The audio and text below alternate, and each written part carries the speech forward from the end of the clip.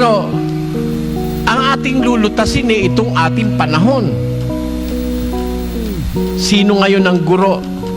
Marami kasi ito Ang mga propeta ng Diyos, nagturo rin Sa Biblia, kung Biblia pag-uusapan, hindi natin pinag-uusapan ngayon yung mga iba-ibang relihiyon muna.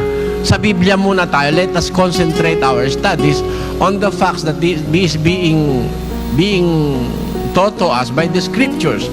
Sino ba yung guro na dapat nating kilalanin? Sa ating panahon, kasi may iba-iba pong panahon panahon ng mga taong naglingkod sa Diyos Ang Biblia po'y nahahati sa maraming panahon.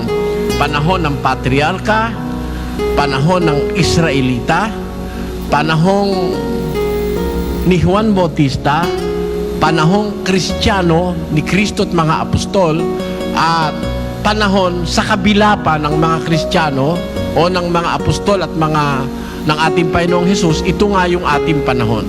Sa ating panahon, mula ng